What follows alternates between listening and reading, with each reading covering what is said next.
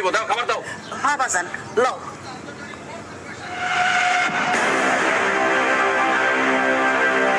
আম্মা এটা তুই কি দিস আমারে? হ্যাঁ, দুপুর বেলা কেউ আলু ভর্তা ডাল দিয়ে ভাত খায়? হ্যাঁ, এখন তো ফকির মিসকিনের বাড়ির ভিতরে এর থেকে ভালো খাবার থাকে। সব সব হ্যাঁ, খাবার খাবার সব চলো এই চুপ হ্যাঁ খাইতে বসছি।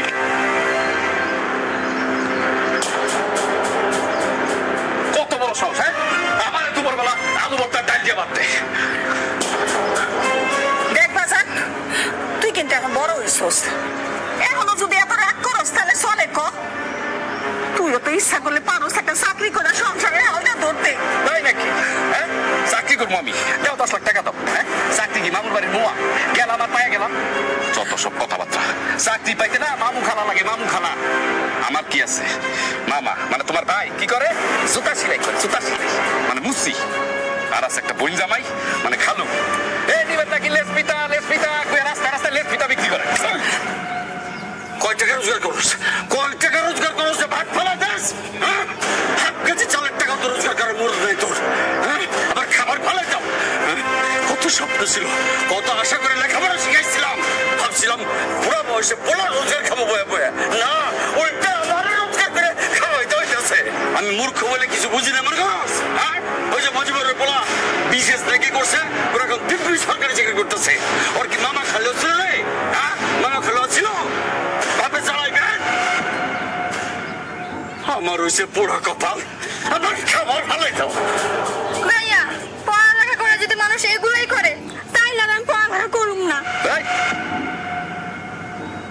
একদম চুপ কর, এত কথা কসকে? হ্যাঁ, আব্বা বকতেছে দিকে তোর সাহস বেড়ে গেছে। সে কি কইছে? কে আব্বা বকতেছে? ভালো কথা হইলে বকা হয় তোর। ঠিকই কইছে না? তোমার সবগুলো আমি দেখাইতেছি, খারাপ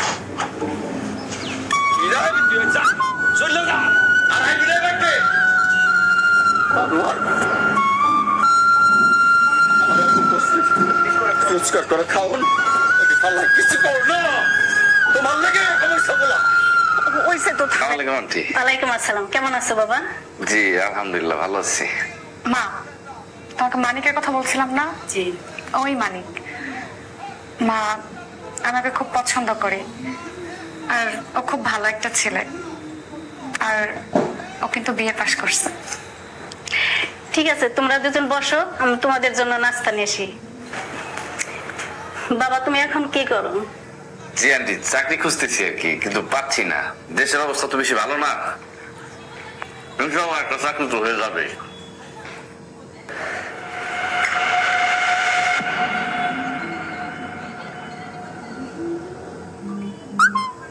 বাবা এই মিষ্টি 3-4 মাস আগের ফ্রিজে ছিল, নষ্ট, পেট খারাপ হইতে পারে।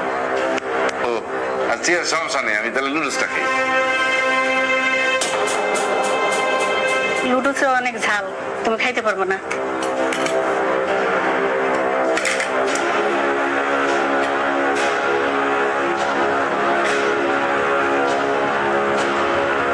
আমার একটা কাজ আছে, উৎস পরে আসবো না। হ্যাঁ আসি।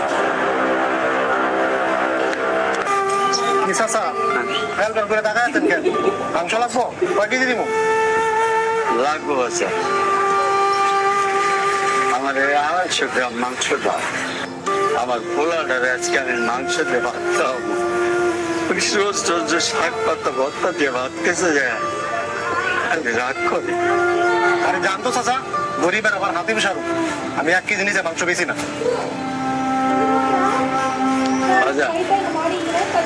400 টাকা নিয়ে বার হয়েছিলাম, 200 টাকা বাজার করতে করতে শেষ হয়ে গেছে। এখন 200 টাকা তুমি যদি আমাদের মাংস না দেও তাহলে আমার পোড়াটা ভাত খেতে যায়, আজকেও রাগ করবো। আরে বাড়ির মুসিবতে বললাম তো। আরে চাচা, আমার না আমি সঙ্গে পাপ করি নাই, আপনি কই থেকে দিব? দাম থেকে ব্যাস খারাপ করেন না।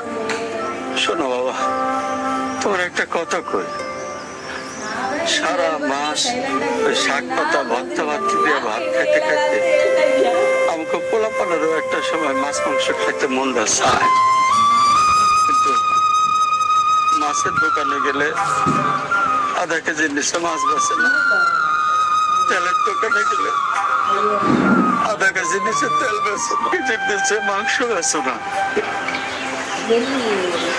আসলে গরিব মানুষের লেগে দুনিয়াটা না। মানুষের কয় এরা মানুষ ভালো না,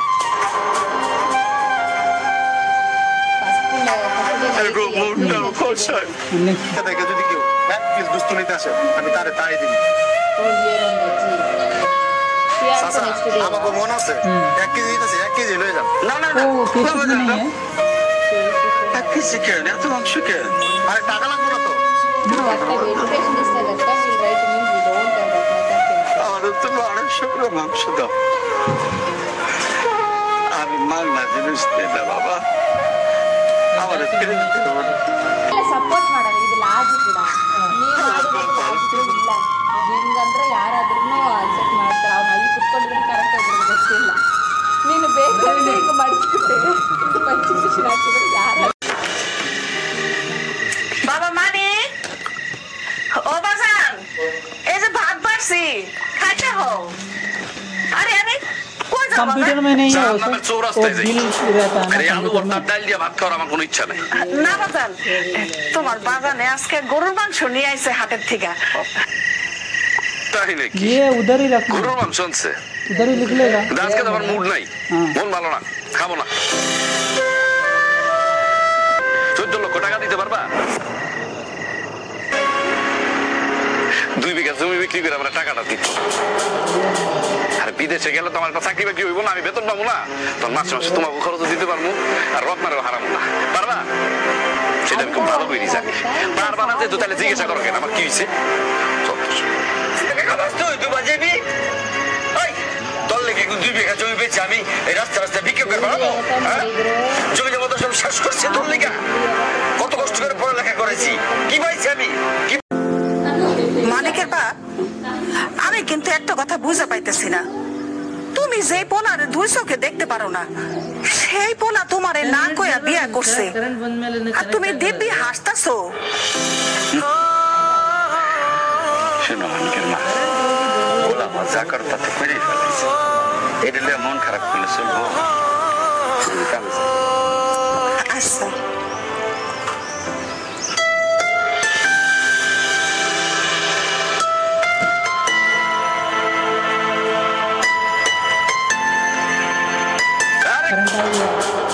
কি করতেছো? হ্যাঁ, এরকম ছোট লোক গরিব কৃষক রে যদি তুমি পায়ে থেকে সালাম করো তাহলে তো আমাকে সংসারে অমঙ্গল হইব। মানে अगर जनरेटर होगा तो তুই नहीं এসব चलेगा। কি কইতাছস? হ্যাঁ, আরে তুই কি ভুলে গেছস যে সে তোর জন্মদাতা পিতা? কি এমন আলাদিনের আশ্চর্য পেয়ে গেছস? খুব টাকা পয়সা হয়ে গেছে না, এখন একদম গরিব বাপ গরিব মা, কাউরে তুই চিনস না, কাউরে পরিচয় দেওয়ার প্রয়োজন মনে করস না। আরে আরে এই বাবা, এই গরিব বাবাই তোরে ছোট থেকে লেখাপড়া করায় বড় করছে, দিনের পর দিন কষ্ট করছে, কিন্তু তোরে বুঝতে দেয় নাই। সব ভুলে গেছস। যা, लाइट गोइंग ना, তোর যেখানে ইচ্ছা তুই সেখানে যা, লাগবো না। তোর মা বাবা গরিব, পরিচয়ও দিস না, কোনো দুঃখ নাই। সে পড়ালেখা করাইছে আমারে, বড় করছে, অনেক শিক্ষিত করছে, কিন্তু একটা চাকরি দিতে পারেনি। তারপরও মাইনা নিছিলাম, বলছিলাম কি যে জমি পয়সা কয়টা টাকা দাও আমি বিদেশে যাই, তাও দিতে পারে নাই। সে আমার বাপ। মানি তুমি এইভাবে কেন কথা বলতেছো? যতই হোক সে তোমার বাপ, আর আমাদের বিয়ের পর সে এখন আমার শ্বশুর। আমি তার সালাম করবো না? না, তুমি সালাম করবা না। এই লোক কি করছে তুমি জানো? আমার কাছ থেকে শোনো, আমি বিদেশে যাবো বলে তার কাছে টাকা চাইছিলাম, সে তো টাকা দেয় নাই, ওটা সে আমার অপমান করছে। কারণ সে মনে মনে কি চাইছে জানো? আমি যাতে কোনোদিন বিদেশে না যাইতে পারি, আমি যাতে কোনোদিন তোমার বিয়ে না করতে পারি। কিন্তু আব্বাজা, আপনার স্বপ্ন তো ভেঙে গেল। কারণ আমি দুবাইও যাইতেছি, রত্নারে বিয়েও করে ফেলাইছি, এখন তো আর আপনি আমার অপমান করতে পারবেন না।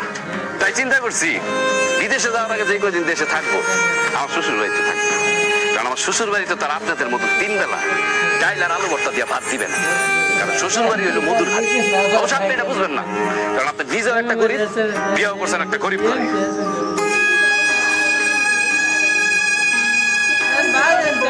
মানি তুমি সব কি বলতেছো? যত যাই হোক সে তো তোমার বাবা, সে তোমার জন্ম দিচ্ছে। আর হইতে পারে সে গরিব, কিন্তু সে যাই করছে তোমাদের ভালোর জন্যই তো করছে। কি ভালোর জন্য করছে সেটা আমি দেখছি, আর কি ভালো হয়েছে আমার সেটাও আমি বুঝছি। কি ভালো করছে আমার, সে আমার বাপ হয়ে সে আমার বিদেশে যেতে দেয়নি, সে আমার বাপ হয়ে আবার ভালোবাসার মানুষের বিয়ে করতে দিতে চায় নাই। তোমার আনছিলাম এই বাপটারে দেখাইতে। চলো, এইখানে যদি বেশিক্ষণ তুমি থাকো না, তুমি মতো নষ্ট হয়ে যাবে।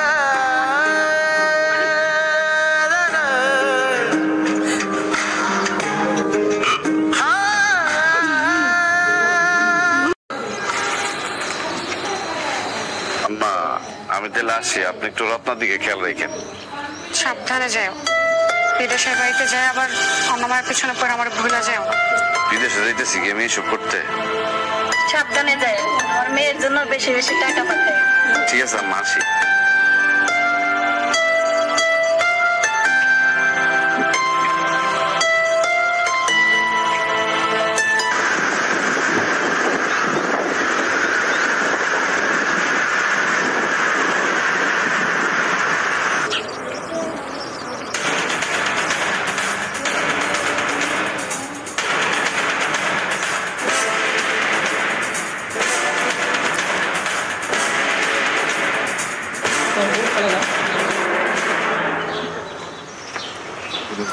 এই চাচা, এই আরে কে তোমার চাচা?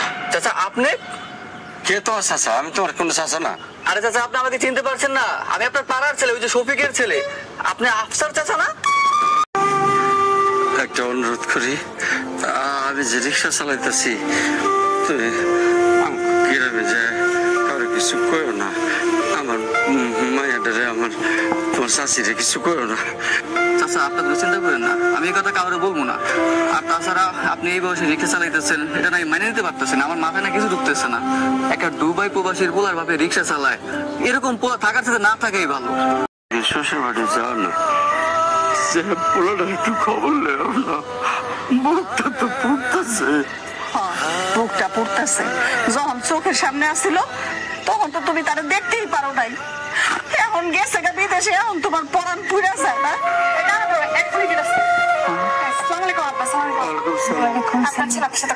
মালিক, আমার মালিক, কেমন আছিস বাজার? দাদান রে, কেমন আছিস? এখন দুবে আসছি তো, টাকা পয়সা কামাইতেছি, কথা সুর চেঞ্জ হয়ে গেছে না? দেশে থাকতে তো একটু শান্তি দাও নাই, সময় থাকতে তো মানিক চিনো নাই, এর জন্য এখন এই অবস্থা। দাও আমার, দাও। না, আমি এরকম পোলা লোকে কথা কম না। ঠিক আছে, তোমার কথা কওয়া লাগবো না, তুমি রত্নারে দাও।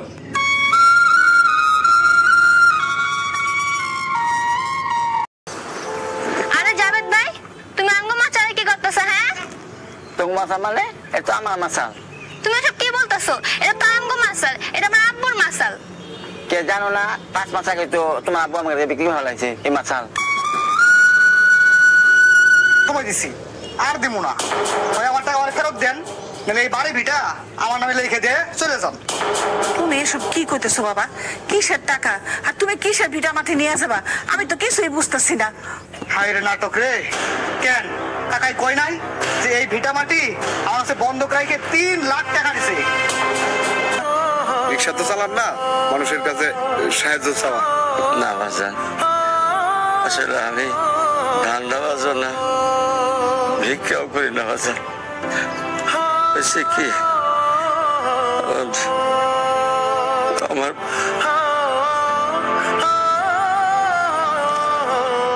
আসলে আমার একটা মায়ের কলেজে পড়ে, আর কালকে পরীক্ষার ফি দেওয়ার লাস্ট ডেট।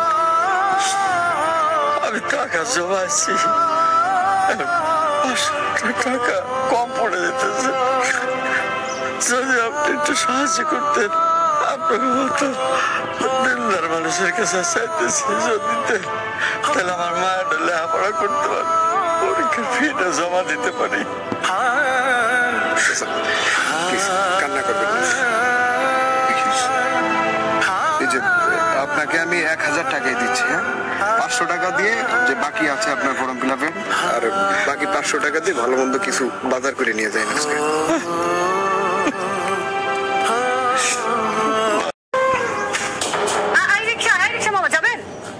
না মা, আমি যাব না। যাবেন না মানে?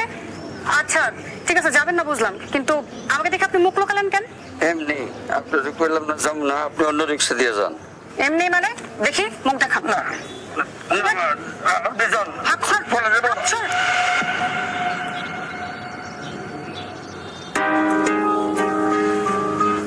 বাবা আপনি এভাবে রাস্তায় রিক্সা নিয়ে কেন নামছেন? মানে মাগো আসলে কি আপনি আমার বলেন, আপনি আমার খুলে বলেন, আপনি কিসের এত আপনি কেন রিক্সা চালাবেন? আসলে আসলে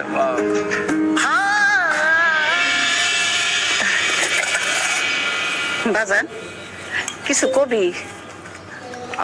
আম্মা আব্বার একটু বুঝায় কও না, জমিগুলো বেচা 14 লাখ টাকা দিচ্ছে, বিদেশে গেলে তো এই টাকা কামাই গেলাম 2 মাসে, বুঝো নাই? তুমি তো বুঝতেছো না, আব্বা তো বুঝতে চায় না, আব্বা একটু বুঝায় কও। হ্যাঁ তুই যে কি কস বাজান, সবকিছু যাই না বুঝা যদি এই কথা কস তাহলে চলে? তুই নিজে কোনো কাম করস না, তোর বাজান এই বুড়া বয়সও খেত খামার করে সংসারটা কোন রকম চালাইতেছে, আর ওই জমি যদি বিক্রি করে দেয় তাহলে আমরা কি খাবো, চলুন কেমনে? ওইটা আছে দেখে তো তাও কোন রকম টানা পড়া দিয়ে চলতেছে। হ্যাঁ দিতে পারবা না কেন? তাহলে সন্তান জন্ম দিচ্ছে কেন? আব্বারে কইবা ভালোই ভালো, ঠিক আছে, জমি বেচা আমার টাকা দিতে, তাহলে কিন্তু একটা খারাপ কিছু হয়েছে। আমি না আমি সন্তান জন্ম দিচ্ছে, সন্তানের ভবিষ্যৎ করে দিতে পারে না। ঠিক আছে, তোর আব্বা আইতাছে, তোর আব্বারে কর।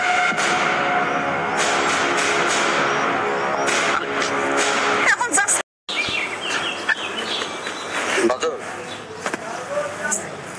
এই যে আমার ওই মাঠের জমি বেচা আর বাড়ি বন্ধক রাখা 14 লাখ টাকা আনছি। আপনাকে আমি কি বলেছিলাম চাচা, টাকাটা পরে দিলেও পারতেন, আপনার জমি বন্ধক রাখলেন, আপনি চলবেন কি করে? আমি তো বলেছিলাম যে বিদেশে নিয়ে যাই আগে আপনার ছেলেকে, তারপরে না হয় টাকাটা দিতেন। টাকা জোগাড় করে ফেলাইছি, এখন তুমি আচ্ছা যেহেতু নিয়ে এসছেন, আমার দিন আল্লাহ আছে, আল্লাহ চালাইব। ও বাজান আর একটা কথা বলেন। আমি যে তোমার টাকাটা দিচ্ছি, এইটা আমার পোলা মানিকরে তুমি কোনদিন কইও না। আচ্ছা চাচা, আপনি যেহেতু আমাকে বলেছেন, আমি কথা দিচ্ছি আপনাকে, এই কথা আমি কাউকে বলবো।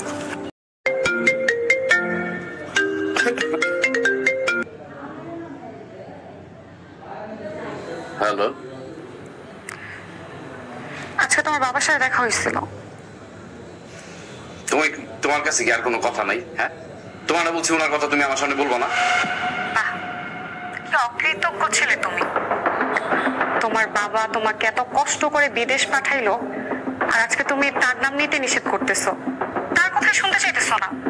তোমার বাবা অনেক পোড়া কপাল নিয়ে জন্মাইছে, বুঝছো, যে তোমার মতো ছেলে পাইছে, আর তুমি অনেক সৌভাগ্যবান যে তার মতো বাবা পাইছো।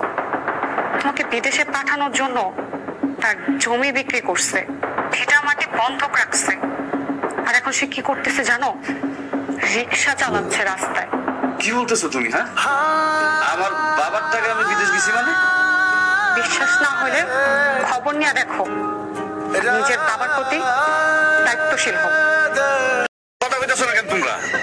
এটা কার লাশ?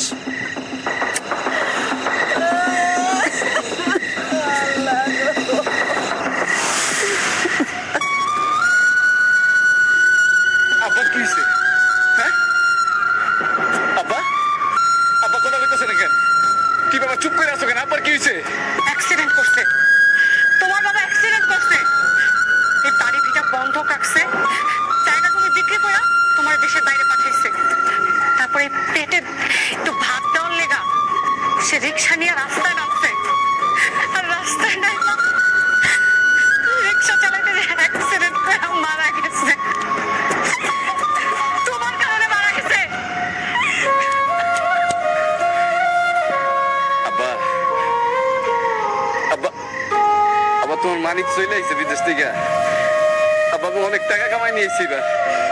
দাঁড়াও আব্বা, আব্বা দেখো তোমার আমি 20 লক্ষ টাকা নিয়েছি আব্বা। তুমি জীবনে যা যা হারাইছো আমার জন্য এই টাকা দিয়ে তুমি সব ফিরে পাইবা আব্বা।